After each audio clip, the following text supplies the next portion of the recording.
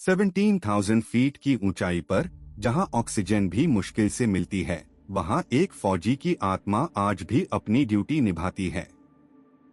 ये कहानी है बाबा हरभजन सिंह की, जो शहीद होने के बाद भी इंडिया की बॉर्डर्स को प्रोटेक्ट करते हैं।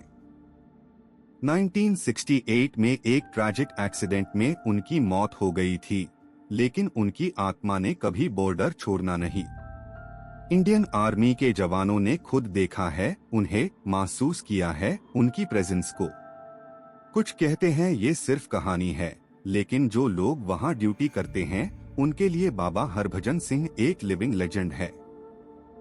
सिक्किम के नाथू ला पास पर आज भी उनका एक बंकर है, जहां उनकी यूनिफॉर्म प्रेस की जाती है, उनके जूते पॉलिश किए जाते हैं और उनके लिए चाय रेडी रखी जाती है।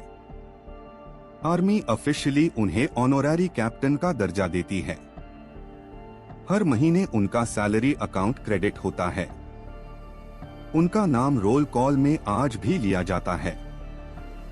ये सब सिर्फ ट्रेडिशन नहीं, ये एक बिलीफ है जो सोल्जर्स की हिम्मत बढ़ता है। कई जवानों ने क्लेम किया है कि वॉर के वक्त उन्होंने बाबा को देखा है, guiding them, warning them about enemy movements. 1967 की नाथू ला और चो ला क्लैशेस के दौरान भी उनकी प्रेजेंस फील की गई थी। चाइनीज सोल्जर्स तक ने कहा है कि उन्हें एक अजीब ताकत महसूस होती है अस एरिया में। बाबा हरभजन सिंह ओरिजिनली पंजाब से थे, जो 1966 में 23rd पंजाब रेजिमेंट में ज्वाइन किए थे। उनका मिशन था नाथू ला पास को सिक्योर करना।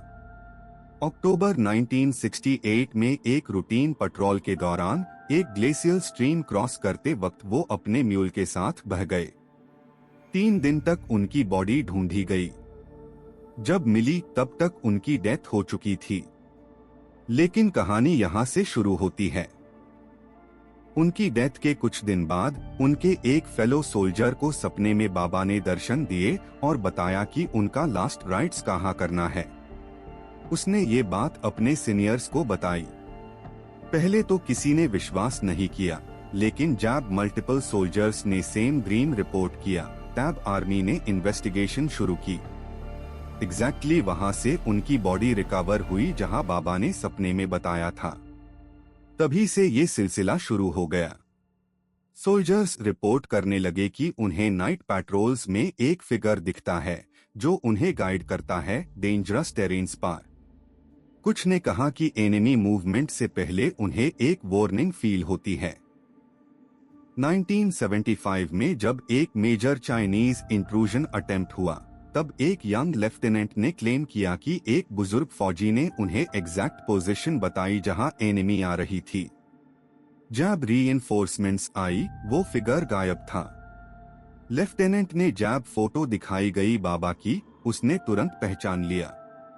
तभी से आर्मी ने ऑफिशियली एक मेमोरियल श्राइन बनाई बाबा हरभजन सिंह के लिए। आज वो श्राइन एक मंदिर बन चुका है जहां सिविलियंस भी आते हैं। हर साल सितंबर में उनकी डेथ एनिवर्सरी पर स्पेशल सेरेमनी होती है।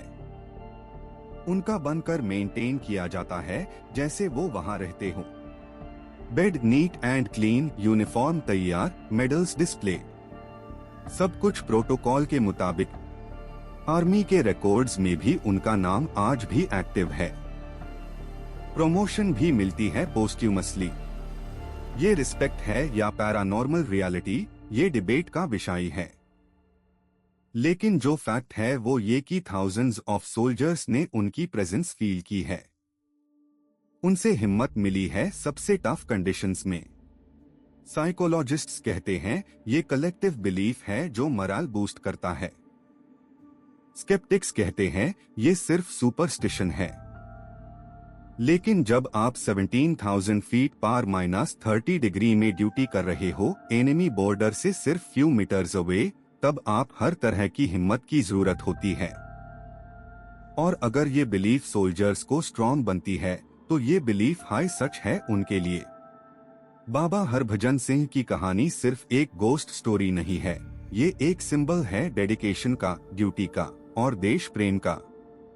ये दिखता है कि कुछ फर्ज मौत के बाद भी पूरे होते हैं।